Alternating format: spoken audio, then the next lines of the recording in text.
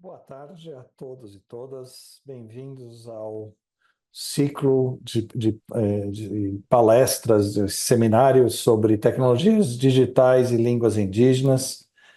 Meu nome é Cláudio Pinhanes, eu sou professor visitante do Instituto de Estudos Avançados da USP e é um prazer ter vocês aqui na primeira apresentação desse seminário. Eu vou compartilhar alguns slides para ajudar a organizar.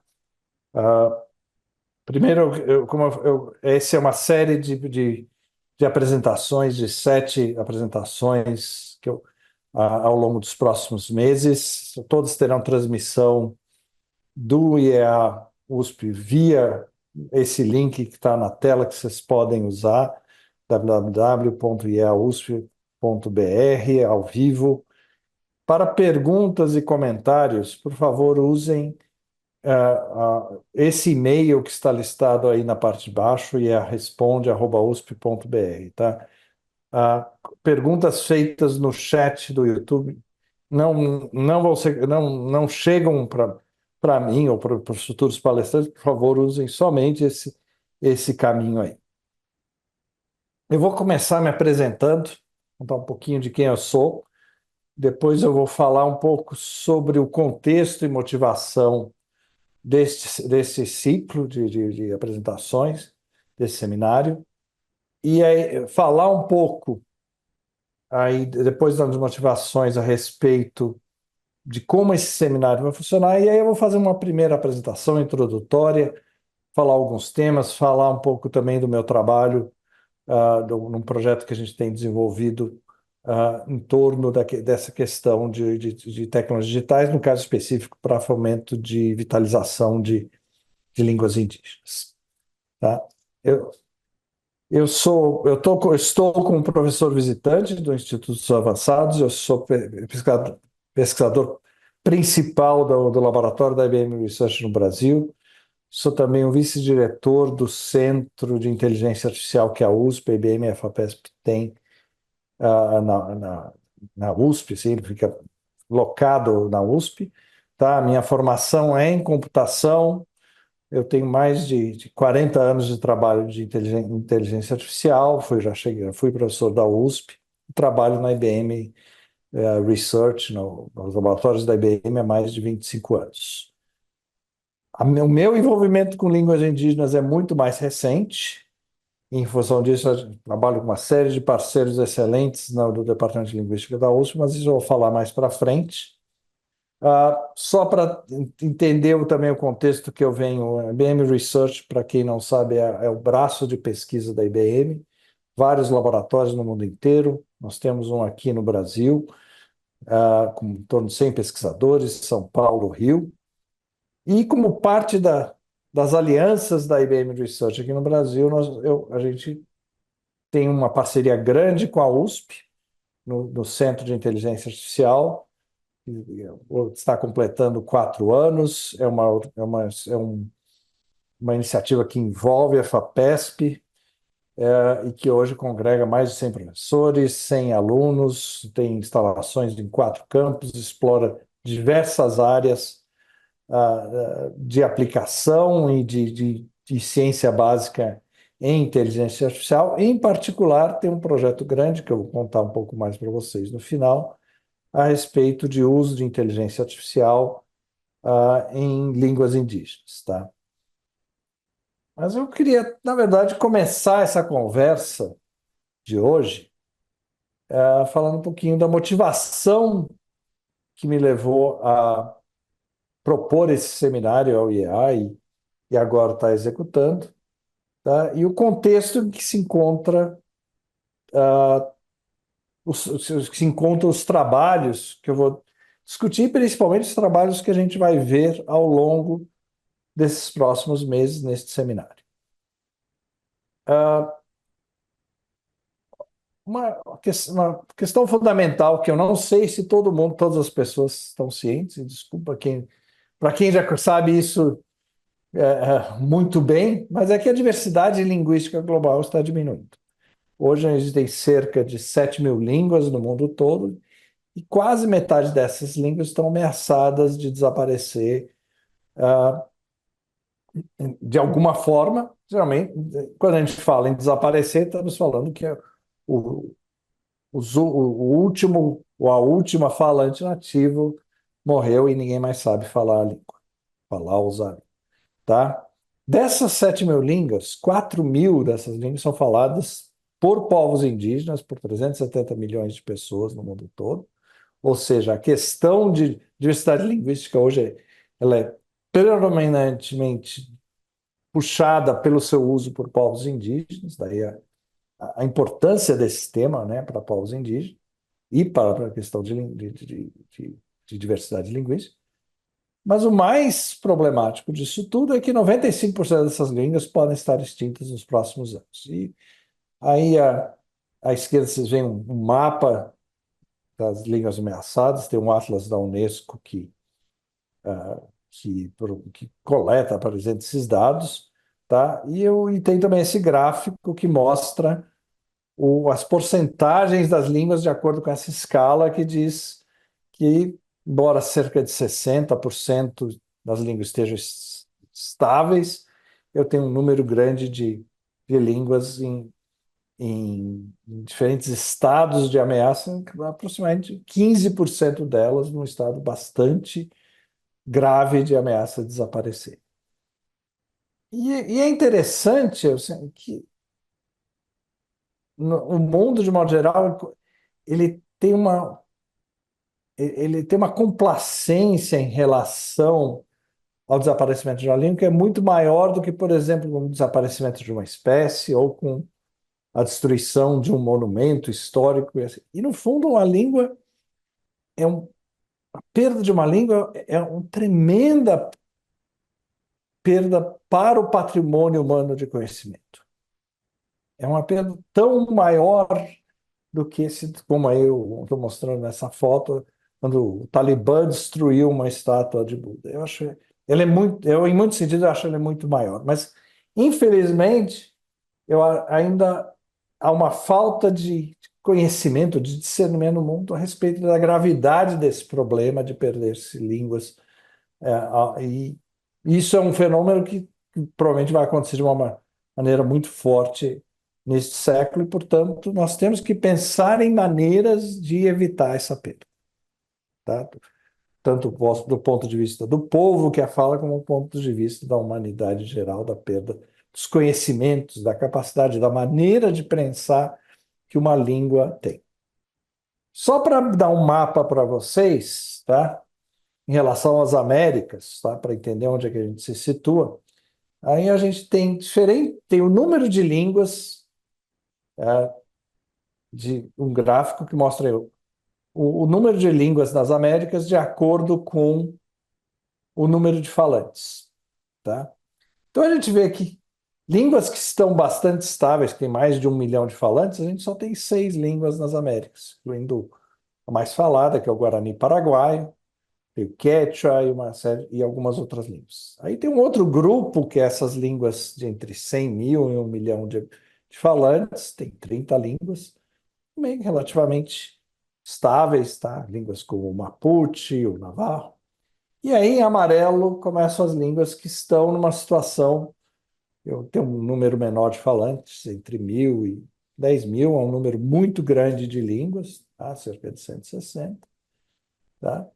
Que já estão numa situação de ameaça maior, tá? E, particularmente, quando a gente mapeia isso em questões de, de, de presença no mundo digital, essas línguas já passam a ser menos presentes. A gente, inclusive, fez uma pesquisa em torno disso. E aí, dali para frente, abaixo de 1.000, a gente tem as línguas realmente em estado mais crítico, tá? De senha, e que,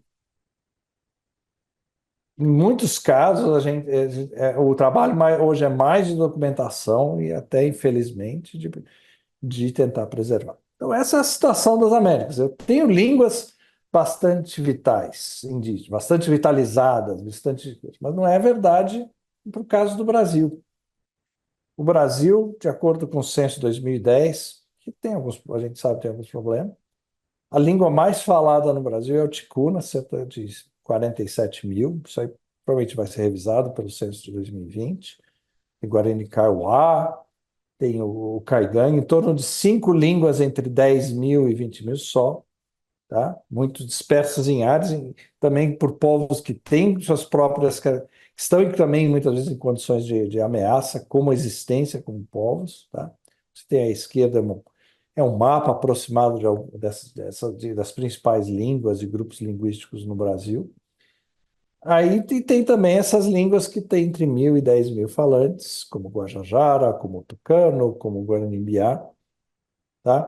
São línguas que ainda são vibrantes nas suas comunidades, mas são comunidades que estão ou sob ameaça cultural ou sob ameaça física, tá? Ah, o trabalho que eu vou mostrar, que eu vou mostrar mais para frente nessa apresentação, foca muito nessas línguas ah, que estão aí em amarelo, essas línguas que têm uma comunidade, uma falante hoje, mas que já estão já tem algumas características de ameaça. As línguas aí em vermelho são uma transição e realmente o que a gente está fazendo nesse projeto específico não foca muito nas línguas aí em cinza e preto. Algumas das palestras que a gente vai ter vão olhar aspectos dessas línguas cujo foco principal é a documentação. Mas, em muitos sentidos, os trabalhos que a gente vai ver hoje é muito a respeito dessas línguas que estão aí em amarelo, essas línguas que têm uma comunidade relativamente razoável de falantes, a ponto dela ser uma língua corrente da sua comunidade. Tá? Ah, bem, essa questão do ponto de vista mundial de ameaça a línguas indígenas é importante, tanto que a Unesco, com um apoio das Nações Unidas, em 2022, decretou esta década como a década de línguas indígenas, que é focado em diversos aspectos de fomento, de apoio e de vitalização de línguas de comunidades indígenas em todo o mundo. Aqui no Brasil tem um grupo de trabalho muito bom que atua nas iniciativas desse grande projeto da Unesco. Mas isso mostra o nível de consciência e o nível de realidade que é a ameaça que essas línguas estão vivendo ao longo do mundo, em todo o mundo. Tá? Como eu coloquei no início, eu sou uma pessoa de computação, de inteligência artificial. Então, a pergunta que eu tenho trabalhado é tentar olhar o que eu sei, o que eu conheço, não só eu, mas toda a comunidade de computação, como que essas tecnologias digitais, em particular a inteligência artificial, podem ajudar a fortalecer essas línguas indígenas. Tá? Isso é importante colocar porque uma das ameaças que se tem às línguas indígenas, na verdade a todas as línguas que não são as grandes línguas do mundo, é que o mundo digital, a internet, as redes sociais, elas tendem a homogeneizar a língua no mundo. Elas tendem, as pessoas tendem a produzir mais conteúdo em inglês, no caso, às vezes, mesmo em português já é menos, porque a audiência é tão grande que essas línguas, entre aspas, dominantes, tendem a excluir e não incentivar a produção de conteúdo e o uso em línguas que não sejam essas dominantes. Então, por um lado, as tecnologias digitais, tá, e agora a inteligência artificial, elas fazem parte do problema de diminuição de diversidade linguística. E aí o que eu acho interessante a gente olhar e dizer como é que a gente pode fazer com que essas tecnologias sejam parte da solução do problema, da solução da diminuição da diversidade linguística. Tá? E aí eu vou propor aqui uma conceituação básica, tá? De que existem, no fundo, 5 grandes maneiras de usar tecnologias digitais no fortalecimento dessas línguas, tá? Uma visão bem simplificada, né, tá? Mas eu acho que é interessante para a gente entender essas diversas maneiras que a gente que pode se atuar, pode se usar essas tecnologias, que pode se diminuir o problema, inclusive, que essas próprias tecnologias causam, para, para contribuir para diminuir, para aumentar, manter a diversidade linguística do. A primeira maneira de usar a tecnologia digital é usar a informática, usar a tecnologia de informação, usar a inteligência artificial para melhorar esse trabalho de documentação e análise linguística, que já hoje usa computadores, mas que pode ser muito melhorado, pode ser simplificado e, principalmente, pode ser simplificado a ponto de que as próprias populações linguísticas, sem uma formação muito pesada em linguística ou em computação, consigam fazer esse processo de documentação e análise. A segunda maneira é usar tecnologias digitais para criar ferramentas educacionais, criar sistemas que ajudem a aprendizagem em escolas indígenas, aprendizagem por adultos e assim por diante. Tá? Então, por exemplo, se eu tenho, vou dar um exemplo assim, no caso do Nhangatu, no Nhangatu existe algo parecido com o Duolingo, para quem conhece o Duolingo, para ensinar em Nhangatu. Isso é um exemplo de uma ferramenta educacional digital para fortalecimento de línguas indígenas. Tá? Ah, existem também iniciativas de pegar tecnologias digitais e usar elas para ajudar as pessoas a usarem computador para escreverem textos, para se comunicarem via mídias sociais, para produzirem conteúdos. Simplesmente dar o suporte para essas línguas que já existem em muitos casos para outras línguas. Tá? Um quarto elemento é a promoção da acessibilidade linguística. Tá? Como? Basicamente, permitir que uma pessoa não, que não fale a língua dominante, use a sua língua nativa para, por exemplo, acessar conteúdos na língua dominante. Então, a questão de tradutores, a questão de sistemas que traduzem texto em voz e voz em texto, tá? E importante, fazer com que uma comunidade não precise aprender a língua dominante para ter acesso a informação, principalmente a informações vitais como direito, saúde, governo e assim por diante. E por último, a gente, quando fala em fortalecimento de línguas indígenas, usando tecnologias digitais, a gente tem que pensar em como a gente pode garantir que essas comunidades desenvolvam essa tecnologia, ou, no caso de tecnologias que já existem, que se apropriem. Tá? Então, é importante, quando a gente pensa nesse processo de tecnologias digitais e há no fortalecimento das línguas indígenas, pensar nas maneiras como nós vamos criar desenvolvedores indígenas, cientistas de computação indígenas, profissionais de IA, linguistas indígenas, e, ao mesmo tempo, capacitar os diversos atores dessas comunidades, como professores, professores de saúde, a usar essas ferramentas. Tá? E que a comunidade seja eventualmente autossuficiente na criação, manutenção, uso e ensino dessas tecnologias. Então, esse é o contexto que a gente está nesse curso. O que a gente vai focar ao longo desse curso, desse ciclo de seminários, é alguns trabalhos que focam em temas específicos, em aspectos específicos desses 5 temas. Tá?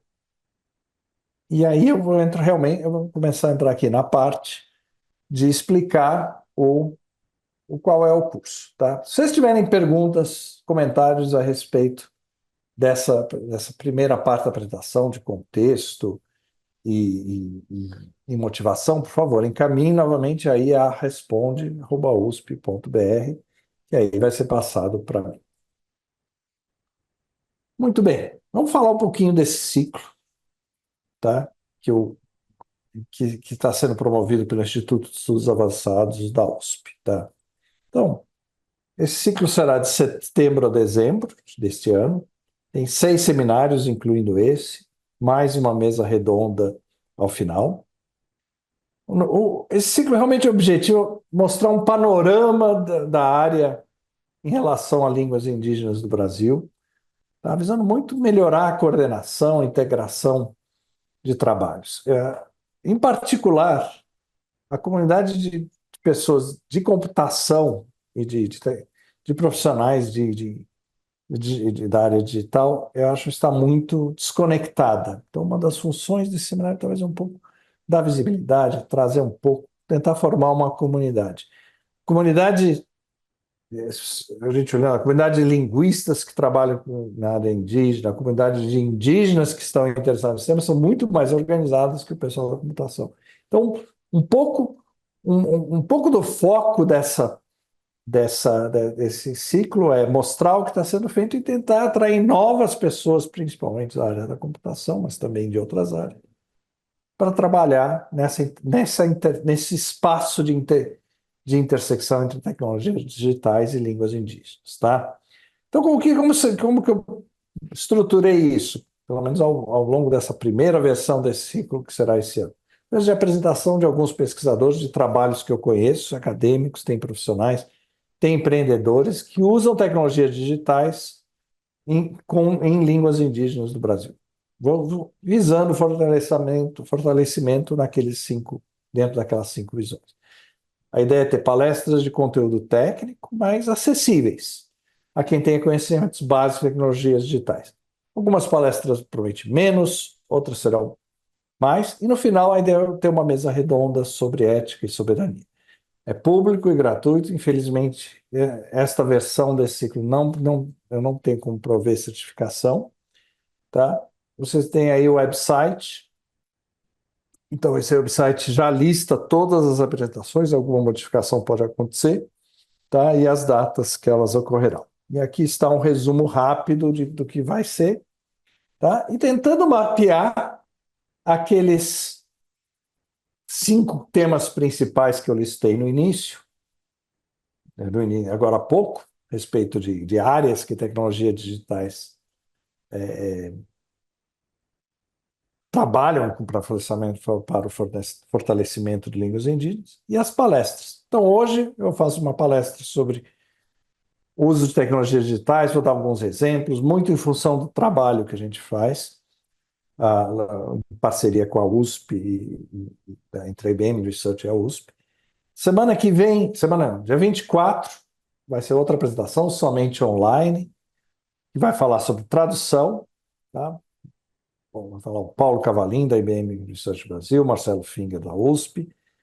No dia 8 de outubro, nós teremos um encontro presencial na sede do IA, tá? Na sala Alfredo Bose, com um cafezinho. Infelizmente, o palestrante vai estar virtual, mas a ideia é ter um encontro para as pessoas que estejam em São Paulo, que queiram se conhecer pessoalmente, conversar. Vai ter um espaço no dia 8 de outubro, vai falar sobre desafios no processamento de línguas indígenas. No dia 22 de outubro ainda precisa confirmar, tá? Estou acertando com a Natália falar uma experiência muito legal que a Motorola teve de adaptação de teclados para línguas indígenas. No dia 5, outra apresentação online, é o 5 de novembro, o professor Leonel de Alencar, que trabalha muito tempo com linguística computacional nessa área. No dia 19 de novembro vai ser a Suelen Tobler, que desenvolveu em Engatuap, que é um aplicativo de ensino, vai falar da experiência, da dificuldade, é uma história muito interessante. E por último, dia 3 de dezembro, também presencial, nós vamos ter uma mesa redonda. Os palestrantes ainda vão ser confirmados, mas a ideia é falar sobre ética e soberania no uso de, de tecnologias dentro desse contexto, tá? Então, vamos ter 4 eventos presenciais, para quem puder ir em São Paulo. Nem sempre o palestrante, infelizmente, vai estar fisicamente presente, vamos fazer esforços para que isso aconteça, tá? Mas é um espaço também para as pessoas se conhecerem, conversarem e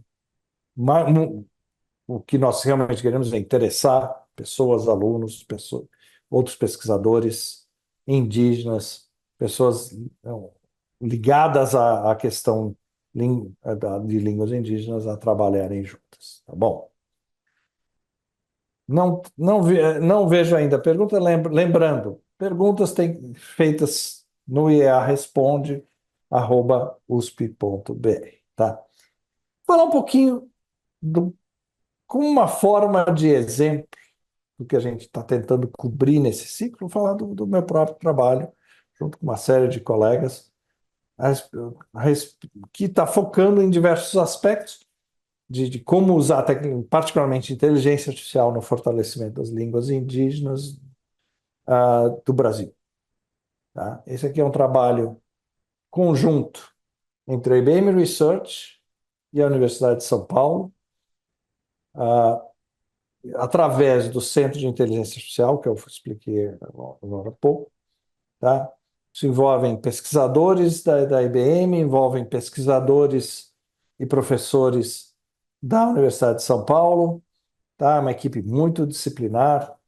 Nós temos, além disso, nós temos 6 bolsistas de graduação, acho que esse ano vai ter até mais do que isso. Temos um pós-doutorado, série de pessoas. Nós também temos alguns aspectos desse trabalho que são desenvolvidos numa colaboração que a gente tem com o INSPER, o pessoal da computação do INSPER. A gente já teve também uma aluna de graduação do MIT trabalhando com a gente um verão aqui, um verão americano aqui, né, um inverno aqui, tá? Eu tenho aí o QR Code, se alguém quiser um pouco mais de informação sobre esse projeto. Ah, mas, no fundo, o que eu quero colocar assim, é que esse projeto, eu acho que ele ilustra bem, em muitos sentidos, principalmente para quem aí está começando a entender isso, as dificuldades e os processos que, na nossa visão, envolvem o uso de tecnologia digital num contexto de línguas indígenas. Então, eu vou explicar uma série dar um panorama do que a gente fez. Ah, uma das coisas que eu não vou fazer hoje, por falta de tempo, é tentar dar um panorama do que está acontecendo no mundo inteiro a respeito dessa área, tá? Nós temos isso, eu vou ter que deixar para alguma outra oportunidade, realmente.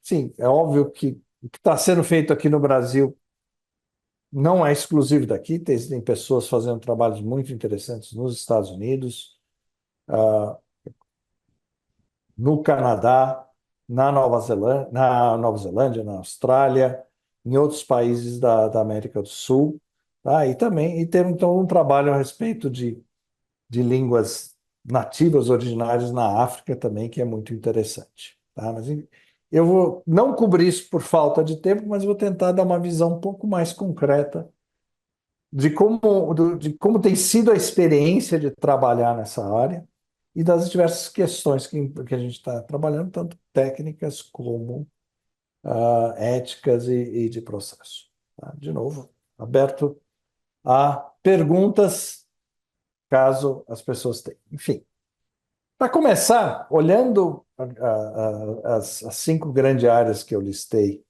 anteriormente, esse projeto realmente foca nas 3 primeiras, nas 3 do meio, desculpa, no uso de ferramentas educacionais digitais, no suporte ao uso digital e na promoção da acessibilidade linguística.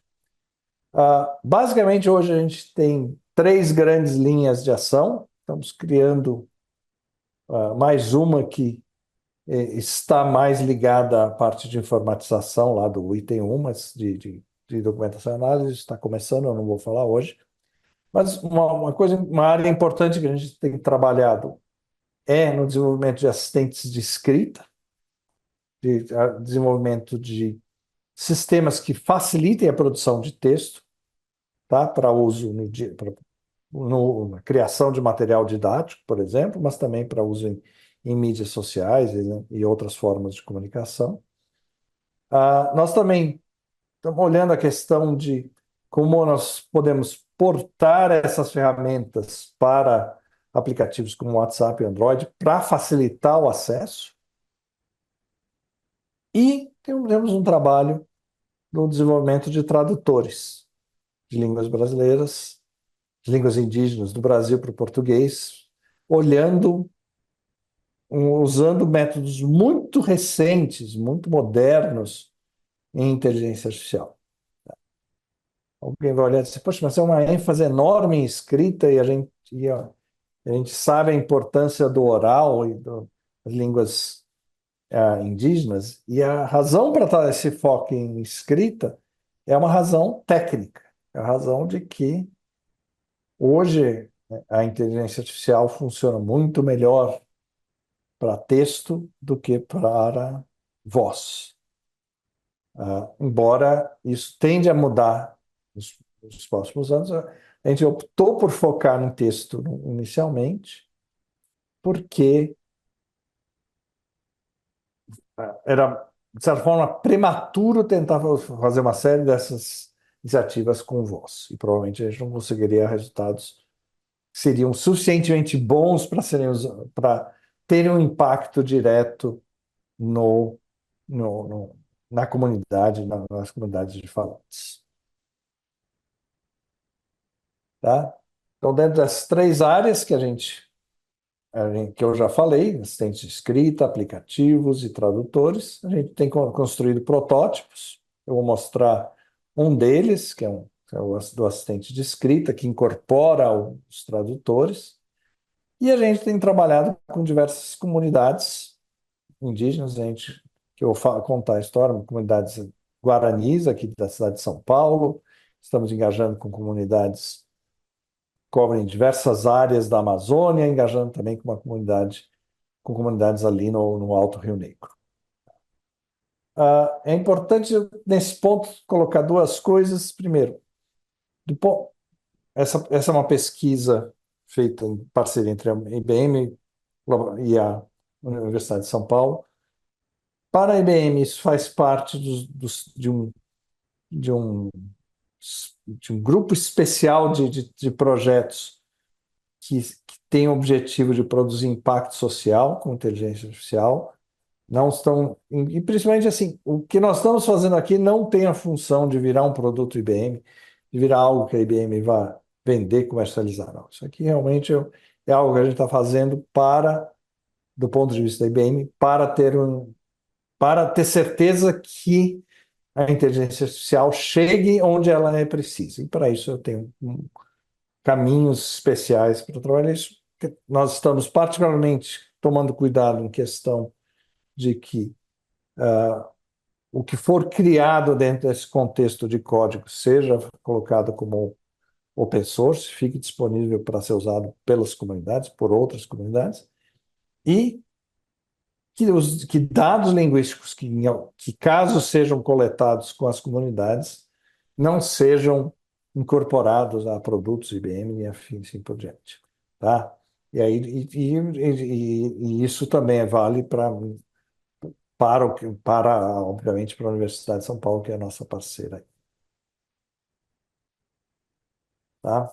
Então, eu vou começar tentando dar um panorama do nosso trabalho com comunidades indígenas e um pouco o que a gente aprendeu ao longo dos últimos 2 anos e meio que a gente vem trabalhando, que eu acho que é ilustrativo de uma série de questões, dificuldades e principalmente de maneiras éticas de trabalhar, que é uma questão central para essa área que a gente vai ver conversado e explicado e discutido com mais profundidade ao longo das,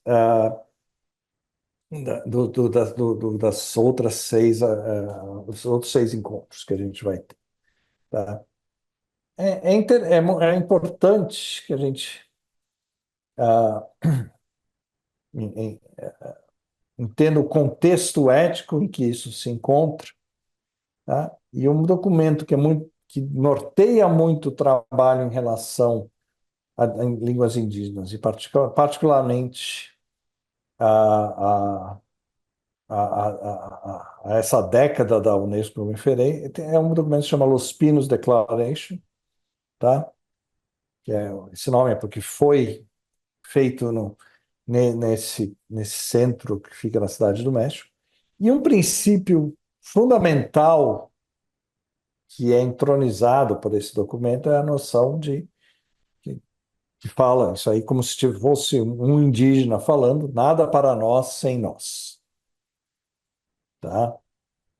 Ah, isso basicamente significa todo o processo de fortalecimento e de trabalho com o indígena tem que ser feito junto com a comunidade. Tá? E em função dos interesses dessa comunidade. Tá bom? Quando a gente começou esse projeto, a gente estava ainda em plena pandemia, então nós tínhamos que pensamos, poxa, será que existem comunidades indígenas perto de São Paulo? Tá?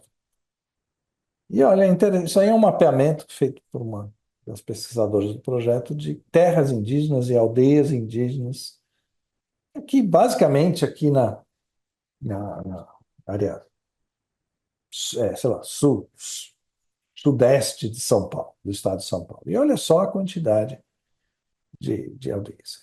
Essas comunidades muitas vezes são relativamente invisíveis para a comunidade não indígena, e isso é muitas vezes por uma questão de sobrevivência. Tá? Mas, por exemplo, nós temos uma comunidade muito grande aqui no sul da cidade de São Paulo, ainda cidade ali para os fundos de Paralelo, em que eu vou até conversar muito, porque é uma comunidade que a gente engajou. Mas só para dizer, quando a gente fala em comunidade indígena no Brasil, tá? A gente não está falando só de Amazonas. Tá? Há comunidades indígenas, comunidades inclusive que ainda que praticam a sua língua de uma maneira bastante forte, muito perto de todos nós, em todo o Brasil. Tá?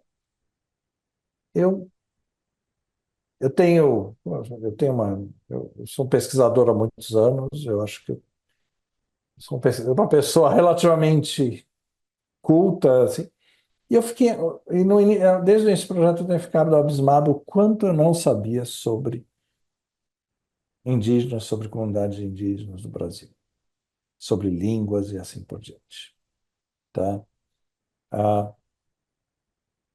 é, eu acho que existe isso é só um parênteses, existe um buraco muito grande na nossa educação em relação aos povos indígenas do Brasil, como eles eram, o que eles foram, o que eles são, sobre as línguas, sobre as influências, acho que é algo que tem que ser corrigido. Aqui eu vou aproveitar e indicar o livro da professora Luciana Storto, que é colaboradora desse projeto, que é uma das co-líderes desse projeto, e que é um livro muito bom sobre línguas indígenas em todo o Brasil, uma bela introdução.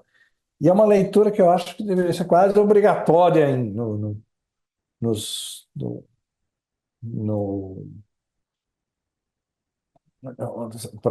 para qualquer pessoa que está interessada no Brasil, está interessada no que é o Brasil. Tá? Mas, enfim, voltando à descrição do projeto, tá? Ah, quando começamos, isso começou a partir do interesse da IBM Research, como eu disse, esse projeto de impacto, focado em impacto social, entrou em contato com os professores da Universidade de São Paulo, particularmente o professor Luciano Storr, o professor Thomas Finn, engajou muito bem. Essa ideia, como que podemos fazer, teve muito receptivo. E aí uma das primeiras coisas que você aprende, eu estou vendo aqui uma pergunta aqui, até que veio do chat, é assim, a gente é ensinado meio de forma errada que indígena no Brasil fala tupi. Não, fala-se muitas línguas, tem muitas línguas. Na verdade, pouquíssimos indígenas falam tupi, na verdade, o que seria chamado de tupi, tá? E existem muitos recursos, muitos livros, isso aí, se alguém tiver interessado, manda e-mail para mim, eu vou colocar meu e-mail no final, e aí eu posso passar para as pessoas que realmente entendem disso, que são os professores da USP, de línguas indígenas. Enfim, engajamos com essas comunidades, tá? Fomos visitar, ouvimos que fomos com eles, fomos em várias aldeias dessas e conversamos tentando entender as necessidades ah, que eles tinham, que as comunidades tinham do ponto de vista de língua, tá? Basicamente, a gente estava conversando com povos guarani, ligados a línguas da família do Guarani, tá? Foi um trabalho muito rico, a gente aprendeu muito conversando com eles, tá? Isso envolve muitas vezes mergulhar nesse universo, literalmente, tá?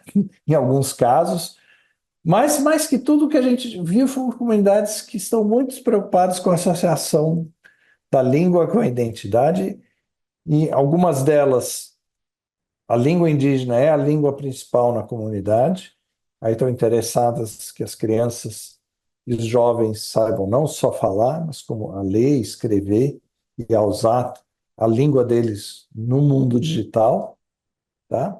E, em função disso, a gente acabou focando na língua mais predominante em várias das comunidades, que é o Guarani-Biá. Isso é uma é um descendente um dos exemplos de diversos guaranis que tem no Brasil. É falado por cerca de 8 mil pessoas no Brasil inteiro, no sul, sudeste, tá? Da família Tupi-Guarani. Lembra que eu falei no início que existe o Guarani do Paraguai, que é a língua mais falada por indígenas no, no, na América Latina. A diferença entre o Guarani-Biá e o Guarani paraguaio é equivalente ao do português e do espanhol. Você entende um pouco, mas é fundamentalmente diferente. Existem, como você vê nesse mapa aí da esquerda, existem aqui o litoral de São Paulo é muito em Biá, mas tem também, se você olhar mais para o oeste ali, vai ter em Andeva, existe também unidades de Andeva ali no litoral, tá? Mas a gente resolveu focar nessa linha, em particular porque a gente recebeu um convite muito, muito generoso da comunidade Guarambiá, que fica no sul de Parelheiros, tá?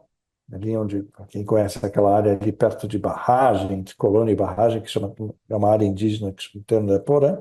Em particular, a gente recebeu um convite para engajar com os alunos da escola de ensino médio que tem nessa comunidade. Essa é uma comunidade que, a língua básica deles é o MBA, a língua do dia a dia. Todos os membros lá são fluentes em falar e ou entender a língua, tá? São também em português, a grande maioria, e principalmente os jovens são fluentes nas duas línguas, mas os jovens foram alfabetizados em português e o interesse deles era levar a escrita aos alunos do ensino médio. E para isso e aí eles estavam interessados em explorar junto conosco se o uso de meios digitais seria uma boa ideia para isso. Então a gente engajou com eles através de oficinas semanais com os alunos, 2 horas ah, dentro do contexto da sala de aula deles, e a gente explorou, em função do interesse deles, o desenvolvimento de um assistente linguístico, algo que ajudasse eles a escrever, tá? Uma língua que eles são fluentes, e também a gente queria conversar talvez um trabalho bem inicial de documentação, de transformar esses alunos em linguistas que documentam e analisam a sua lista. Um trabalho bem inicial, tá? Essa oficina aí envolveu gravação de vídeos, um pouco de análise usando 2 ferramentas tradicionais de linguistas, chamam Elan e Flex, tá? E que gerou um material para começar uma cartilha que foi desenvolvida pelo pessoal da Universidade da Linguística da Universidade de São Paulo. Ponto de vista tecnológico, a gente desenvolveu protótipos do que a gente chama um assistente de escrita, ou seja, algo que facilite o trabalho de escrita, como provendo serviços digitais que a gente já tem em outras línguas. Tipo, eu escrevo, eu tenho um dicionário acessível. Eu estou escrevendo e o sistema sugere uma próxima palavra ou completa a palavra, e também incluindo um tradutor, tá? Eu não vou mostrar esse aí, porque eu vou mostrar de uma outra língua agora, e esse, que é uma versão melhor desse assistente de escrita. Mas a ideia foi colocar na mão, desde o início, colocar na mão algo e ir desenvolvendo, fazendo um processo de co-design junto com os alunos da, dessa escola, tá? E para nós, eu acho que a gente aprendeu muito, tá? Primeiro, a gente aprendeu que precisava ter boas ferramentas computacionais para ajudar. A gente entendeu que uma dimensão importante desse processo é o apoio a esse processo que eu chamaria, talvez de maneira errada, de alfabetização, mas de pegar pessoas que são fluentes na fala, foram alfabetizadas em outras línguas, mas que querem ler e escrever. Mas por que ler e escrever? Uma das coisas que existem pesquisas mostram que línguas que você lê e escreve, você tende a esquecer menos. Então, sempre a gente tem uma forma de fomentar e fortalecer línguas indígenas é ensinar as pessoas e fazê-las usarem leitura e escrita.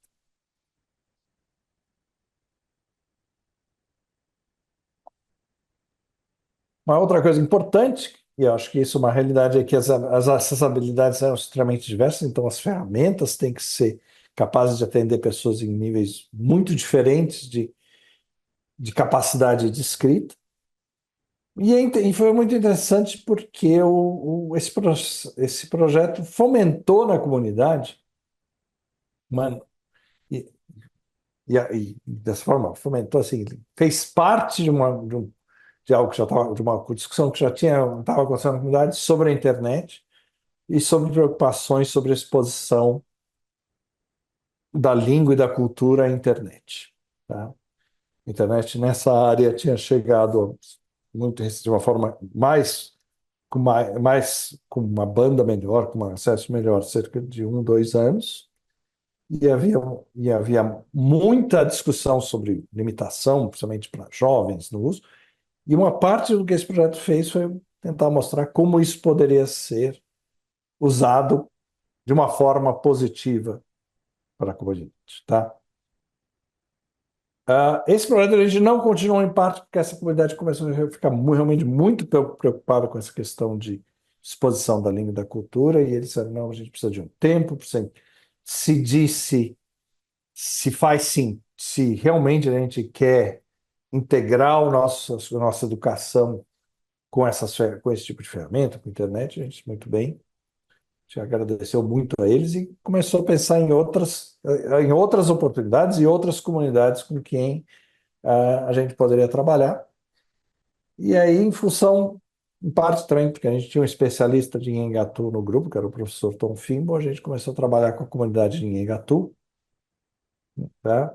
A gente está conversando com um grupo de professores, tradutores e pessoas com capacidade linguística e de escrita bastante alta que existe em língua Nhengatu, que é a Academia Linguatu. Estamos também conversando com comunidades no Alto Rio Negro e estamos também trabalhando com um grupo de falantes que são estudantes da Universidade da Unicamp, tá? São numa oficina de aprendizado de leitura e escrita lá. Então, assim, e basicamente a gente está tentando estruturar o trabalho com a comunidade de Nhengatu em torno de 3 linhas. Uma que envolve esse grupo de estudantes universitários, que em muitos casos falam, mas não escrevem na língua. Uma segunda linha de trabalho que é apoiar esses tradutores, e uma terceira que a gente está bem no estágio inicial, que é tentar ver o uso dessas tecnologias em escolas lá do Alto Rio Negro, comunidades, mais num ambiente mais de floresta, de um ambiente originário dessas etnias, tá? Só para explicar, o Nhangatu é uma língua no Brasil falada por cerca de 20 mil pessoas, tá? Existem três grandes grupos, um fica lá no Rio Negro, naquela área que é conhecida também como Cabeça de Cachorro, só para dar dimensão a isso, aí é bastante longe de São Paulo, tá? Tem uma outra comunidade grande ali no Baixo Amazonas e uma comunidade no Baixo Tapajós, língua bem parecida, diferenças ortográficas. Existe também uma pequena comunidade ali na região do Nordeste. Tá? Ela vem da língua geral amazônica, que era a língua franca da Amazônia, séculos 1800, e era o inglês da Amazônia, vamos dizer assim, a língua que todos os povos falavam, a língua de comércio, de intercâmbio. Ela é usada por vários povos, várias etnias atualmente. Tá? E na língua também, às vezes, adotada por povos que perderam a língua original, como os barés, com quem a gente tem uma conversa bastante estruturada, que perderam o baré original e aí adotaram o Enheatu como a sua língua para ter uma língua de características indígenas, como uma forma, na minha visão, de promoção até da identidade, tá? Ah, o que eu queria mostrar agora é o, o, um assistente de escrita, a versão atual, que a gente está trabalhando com algumas com essa comunidade, que é o nosso ponto de partida.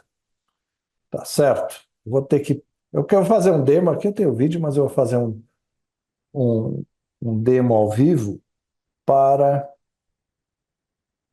dar uma ideia do que a gente está tentando, do que a gente está querendo botar na mão dessas comunidades e desses estudantes. É lógico que isso aqui é uma versão bem preliminar. Então, espera um pouquinho, eu já só vou fazer aqui o switch do coisa. Se tiverem perguntas novamente, tá?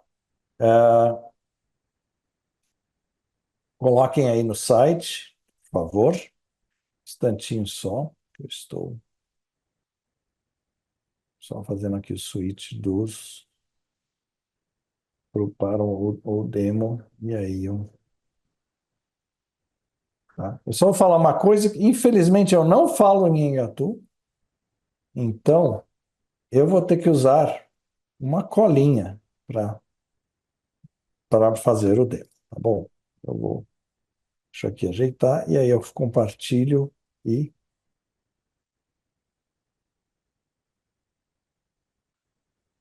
mostro para vocês o demo funcionando. Deixa eu mostrar aqui. Esse aqui. Ok, então esse aqui é a versão atual desse demo, tá bom? E a ideia é que eu, eu coloque na mão das pessoas algo que simplifique a maneira de escrever. Mas muito parecido com o que nós já temos em, nas línguas, por exemplo, em português, que a gente usa comumente, português, inglês e assim por diante, tá bom? Então, aqui, a ideia desse assistente que eu tenho aqui, eu posso escolher entre diversas línguas. Infelizmente, a única língua disponível hoje ainda é o Nhangatu, tá? Mas a ideia seria. E eu posso escolher diferentes ortografias, tá? Porque a gente sabe que várias dessas línguas ainda têm não só diferentes ortografias, como tem uma enorme discussão e tem um processo de estabelecimento dela. A ideia nesse aplicativo, que é um aplicativo de demonstração, é que esse campo eu posso escrever em Engatu, esse aqui eu posso escrever em português. Muitas vezes essas línguas usam símbolos que não estão no teclado, tá? E aí a gente aqui inclui eles para facilitar. Conforme muda a ortografia, eu posso precisar de outros símbolos, outras, normalmente são letras do alfabeto que a gente usa com outras, com acentos e assim por diante. Mas vamos lá. Vamos começar. Imagina que eu quero escrever boa tarde em Engatu. Poranga Caruca. Vamos lá. Eu começo a escrever aqui. E olha só. A primeira coisa é, à medida que eu vou digitando, eu recebo aqui possíveis maneiras de completar em um dicionário do que está lá dentro. Então, aqui eu posso. Esse aqui é um completador de palavras e um dicionário. Então, eu diz, poranga, porque ele fala boa tarde, é este aqui. Quando eu digito branco, que nem faz o WhatsApp, ele procura a próxima palavra, tá? Uma sugestão de próxima palavra, porque a gente sabe que é algo difícil. Boa tarde, é puranga caruca, ele não me dá, eu escrevo caruca aqui, ó. Olha só, dá várias palavras, esse aqui, boa tarde, tá bom. Puranga caruca, tá certo? Aí o que eu posso fazer com isso? Eu posso copiar, ir lá no WhatsApp e mandar boa tarde para alguém, tá? Mas é assim, eu posso dizer, será que digamos que eu recebi isso, tá? O que eu posso fazer? Eu posso traduzir, pedir para ele traduzir. Vamos ver se dá certo. Boa tarde. Oh, perfeito. Ok. Aí eu posso. Agora, pode ser que eu esteja, assim, eu sei em português, mas não sei em Engatu. Digamos que eu escreva, eu quero dar boa noite. Eu posso escrever em português, pedir para traduzir. Tradutor não é perfeito. Tradutor, inclusive, vai ser abordado daqui a, tá? E olha, ele, na verdade, ele quase acerta, tá? Em que sentido? Boa noite é puranga pituna. Ele escreve mais um puranga, eu vou lá, corrijo e tenho lá. Isso aqui não é um assistente para quem não conhece a língua. É um assistente para quem conhece, está tentando escrever. Então, vamos fazer alguma coisa mais complicada do que escrever bom dia, boa tarde, boa noite. Vamos lá. Ok. Digamos que eu queira falar que deixa eu pegar aqui. Sei lá. Vou falar que o Cláudio está no Rio. Tá bom? Tá bom. Cláudio está em Guarani. Cláudio está no Rio, fica em Guarani, desculpa, em Engatu. Tá? Uicu, tá? Aí ele realmente não vai. Ele está tentando sugerir uma palavra, mas é difícil. Sugerir palavra é difícil. Não acha nada. Rio é Paranã, tá? Mas ele está no Rio envolve uma preposição que é o pé, né? Beleza. Cláudio Uicu Paranã, o pé. Tá? Vamos ver. Vamos ver se o tradutor acha que é isso aí mesmo. Só para o áudio está no Rio. Ok. Enfim, a ideia é se se a pessoa sabe a língua, ela está escrevendo, e você vai tentando ajudar completando. Uma outra coisa que ele faz, digamos que eu escrevi Paraná.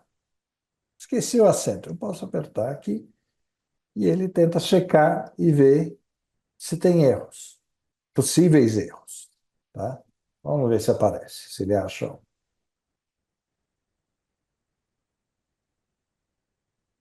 Tá bom? Lembrando, temos várias ortografas. Ele identificou que pode ser que tenha algo errado na palavra Paraná. E ele sugere, na verdade, olha só, ele sugeriu em outra ortografia.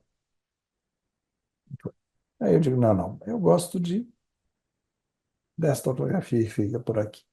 Então, o que que nós temos hoje nesse app? Eu tenho tradução, eu tenho correção, eu tenho completação, eu completo palavras, eu tenho dicionário, tá? Tudo isso com uma forma de incentivar a pessoa a escrever. A gente outro dia estava mostrando isso lá para alguns alunos da Unicamp, que são da etnia Baré, mas que não falam muito nem muito menos escrevem. E aí a gente propôs, poxa, imagina que você quisesse enviar uma mensagem para os seus pais, tá? E aí mas você não consegue em Engatu. Como é que você pode? Bem, você pode começar, digamos, quer dizer que Campinas é linda e fica perto de São Paulo. Bom, eu quero contar isso. É uma pessoa, alguém que tem pais que falam em Engatu, ou parentes, ou amigos, e vou mandar um WhatsApp em Engatu. Bem, pô, mas eu não sei escrever isso. Eu posso pedir para traduzir e depois ir lá corrigir, talvez olhando o som, olhando assim com o que eu sei, e vamos lá ver o que sai, tá? Tá certo? E aí a pessoa corrige, tá certo? E pode mandar. Eu não, o meu Nhingatu não é suficiente para ver aí como eu corrigi, mas esse é um exemplo de como esse processo poderia funcionar, tá bom? E é mais que isso, a gente viu uma maneira. Então, a gente acredita que um assistente com essa cara, com essa estrutura, não com essa cara, design ainda tem que ser refeito e tal, pode ajudar a pessoa a quebrar barreiras para escrever, exercitar a língua, mesmo para pessoas que têm um domínio limitado da língua. E é isso que a gente vai testar com a disseminação desse app para diversas comunidades. Vou parar aqui e voltar à nossa conversa anterior. De novo, perguntas, por favor, mandem para iaresponde@usp.br, que eles passam para mim, tá? Tudo bem. Então, aí vocês viram, mostrei o demo. E vocês falam, poxa, mas como vocês desenvolveram esse tradutor de engato português? A gente usou uma técnica de inteligência artificial e no dia 24, isso aí vai ser explicado em muito mais detalhe pelo Paulo Cavalin, que faz parte do grupo.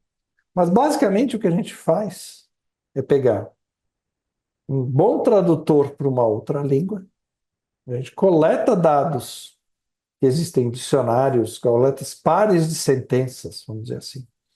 Uma em engatu, outra em português, que a gente sabe que são mesmos termos. Coleta pares de livros, de dicionários, com permissão, óbvio, com permissão dos autores, das pessoas, tá?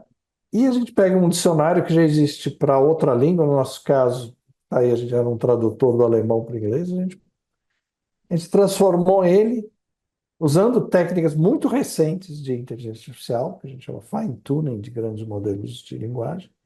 A gente converteu esse tradutor alemão-inglês para um tradutor Nhengatu inglês. Depois a gente usa um outro tradutor de inglês para português.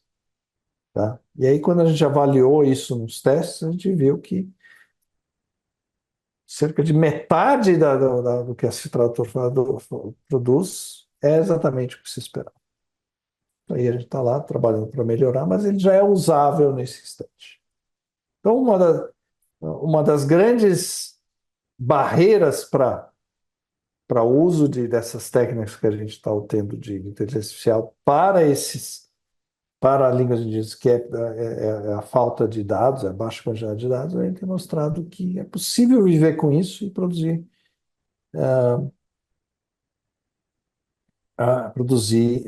resultados, ferramentas com boa qualidade a ponto de poderem ser usados e ajudarem quem não for, tá? Agora, dentro desse processo, e agora tentando caminhar nos últimos 10 minutos para o final dessa situação, assim, a gente começou a se indagar muito sobre os nossos métodos de construção de sistemas de inteligência artificial e o quanto eles eram apropriados para esse contexto de comunidades indígenas. E eu quero realmente fechar essa apresentação, porque eu acho que a questão de como a gente vai fazer esse processo, de uma forma ética, participativa e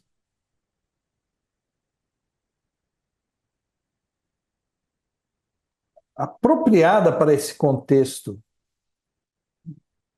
de línguas indígenas é uma questão central, que, de certa forma, permeia todo esse ciclo de palestras. Tá?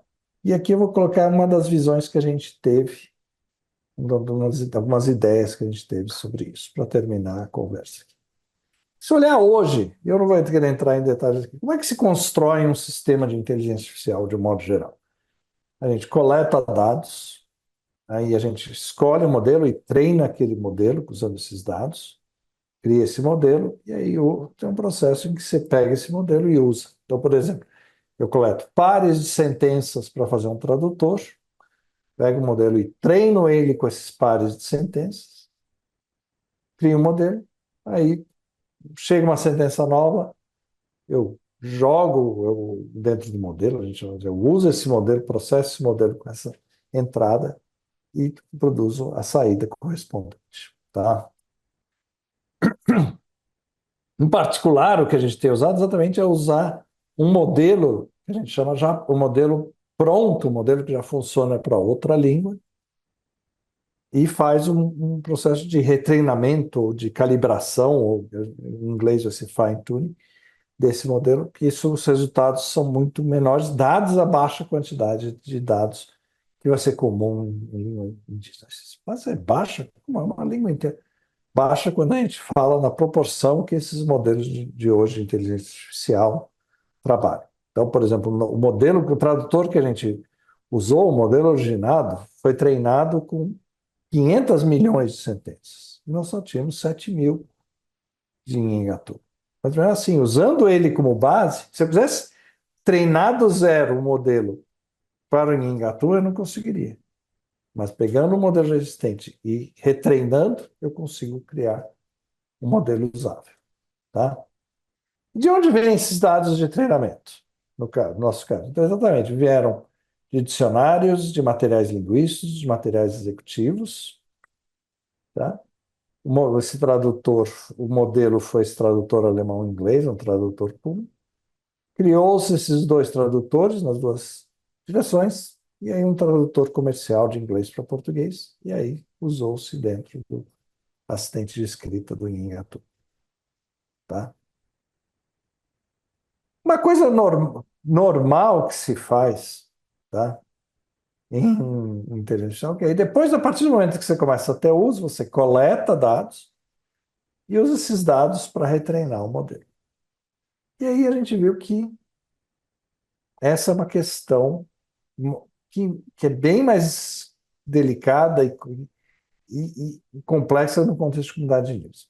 Só deixar reiterado. Até agora, a gente nunca fez esse processo de usar os dados coletados dos usuários para o treinamento. A gente tem o que o nosso trabalho tem ficado aqui. Mas a gente entende que isso vai ter que acontecer. E aí, como fazer isso de forma que a comunidade esteja em controle, de forma que esses dados sejam parte da comunidade, principalmente de forma que a comunidade ache que esse processo é beneficiário para ela. Tá? E, em função disso, a gente tem rearranjado esse modelo para pensar, dizendo, gente, a questão central em termos de processo é o uso e o desenvolvimento com e pela comunidade. Agora, para fazer isso, você precisa ter um modelo inicial, usando dados linguísticos, usando elementos daquela língua que já estão públicos na forma de teses, dicionários, você cria um modelo inicial, começa a usar como comunidade, e aí quando essa comunidade se sentir confortável, sentir primeiro que esse sistema a ajuda, é interessante, é importante, aí começa realmente uma conversa, como podemos fazer coleta, quem pode usar, como a comunidade vai supervisionar, e aí, a partir daí, refinar com o apoio da comunidade, das pessoas que conhecem a língua, que entendem da própria comunidade, é isso que a gente está. Tá?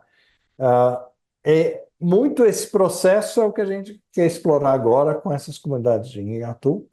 De novo, até agora, a gente, de certa forma, percorreu o, a linha de baixo está começando a fazer desenvolvimento com essa comunidade, teve algum uso com o Guarani, mas com essa comunidade a gente está entrando no ciclo da direita, tá? E, isso é parte da nossa questão de pesquisa. Como falei, se esse modelo aí assim funciona. Certo. Por último, para tentar fechar aqui, deixar em torno de 10, 15 minutos para a gente, para perguntas, tá? Muito bem. Tá, vocês estão aí envolvendo num projeto grande. Como é que a gente pode fazer isso replicável para as 200 línguas indígenas que a gente tem? Como é que pode fazer isso de uma forma sustentável, segura? E eu não vou entrar em muitos detalhes, mas a gente acredita que a maneira de trabalhar é realmente, junto com a comunidade e sob o controle da comunidade, criar um modelo de língua indígena, modelo no sentido do modelo de linguagem no sentido que é usado em inteligência artificial hoje, e a partir desse modelo criar essas ferramentas que ajudam e promovem somente escrita, no caso do, de línguas indígenas, como tradutores, dicionários, completadores, corretores ortográficos, ter isso em aplicações, e aí sim realimentar por esse processo e criar esse modelo melhor. Isso é uma ideia, uma estratégia técnica que a gente está explorando. Tem uma série de questionamentos, dificuldades técnicas envolvidas, precisa ver também se funciona do ponto de vista da comunidade, aceitar e se dar bem e se sentir confortável com esses modelos, tá?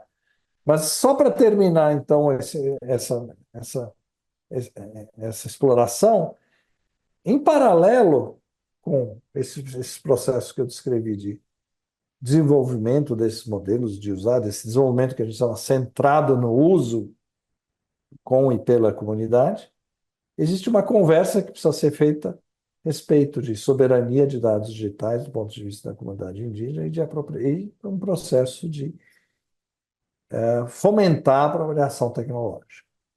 A longo prazo, essas ferramentas só vão continuar sendo desenvolvidas, só vão ter um processo contínuo de melhoria, de adaptação e de reflexo até do que está acontecendo com a linguagem, se isso for liderado diretamente pela comunidade, for feito por elementos da comunidade e assim por diante. Tá? Eu estou está aqui, assim, tem várias publicações que refletem essas ideias, esses trabalhos. De uma maneira geral, o meu nome procurar, usar o meu nome no Google Scholar, provavelmente você acha várias delas. A gente tem um paper bem interessante no IGCAI, uma conferência de IA no ano passado, que discute as questões éticas. A gente tem alguns papers sobre o tradutor, mas eu deixo isso para o Paulo falar no próximo encontro, tá? Mas tudo isso está disponível, tá? Ah, quiser saber mais sobre esse projeto, tem esse site dentro do C4AI, do Centro de Inteligência Artificial, ou entre em contato comigo, pinhanes@uspbr, tá? Esses são. ah, Aí a gente pode conversar, engajar, tem interesse em trabalhar, tem outro esse projeto aqui, como é que eu falo, como é que eu faço com a minha língua e assim por diante. Eu sou um estudante de computação, fala comigo e a gente estrutura essa conversa. Também vai ter várias oportunidades ao longo dos últimos, das próximas palestras, tá? Lembrando, próxima apresentação, dia 24 de setembro, também online, falando sobre como construir tradutores e como usar IA para construir tradutores de línguas indígenas, tá? Do Paulo Cavalim, do Marcelo Finger, Paulo Cavalim da IBM, Marcelo Finger da USP. Mas, enfim, eu parar por aqui, gostaria de saber se tem perguntas. Perguntas, por favor. E a responde@usp.br, tá? Muito obrigado a todos e todas pela atenção. Sei que falei bastante, muita coisa, mas a ideia realmente era promover um panorama e levantar as questões principais que vão ser endereçadas por esse ciclo de palestras, tá? Tem uma pergunta aqui que já chegou, a respeito de onde aprender o idioma tupi online, se tem um livro de tupi. Ah,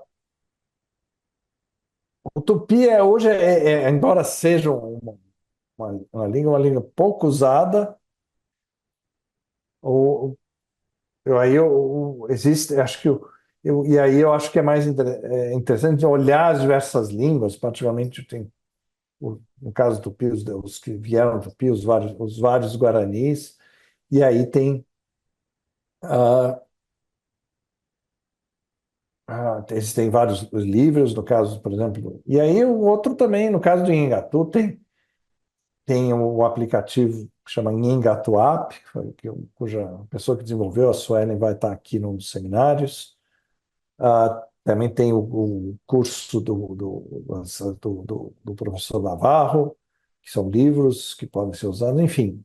Aí, fazendo uma busca, no caso do Nhengatu, você acha várias coisas, várias referências, e assim por diante. Mas sempre lembrando, são 200 línguas, tem uma variedade linguística enorme. Ah, Ao contrário do que a gente tende a entender do ensino, que índio no Brasil falava sobre, é muito, na verdade, é o oposto. Fala-se muitas línguas. Falava-se muitas línguas e fala-se muitas línguas. Muito bem. Aqui vamos ver se vamos dar um tempinho para mais algumas perguntas, e aí a gente, caso não tenha, a gente para por aqui e fica o convite para a semana que vem. A semana que vem, a próxima apresentação, que será no dia 24, mesmo horário, 16 horas, tá? Para quem entra, tá? Então, acho que muito bem. Se não entraram outras perguntas, eu acho que então eu fico por aqui. Muito obrigado a todos e todas pela atenção. E dia 24 estamos aí de volta. E perguntas, contatos, meu e-mail, pinhanes@usp.br. Muito obrigado.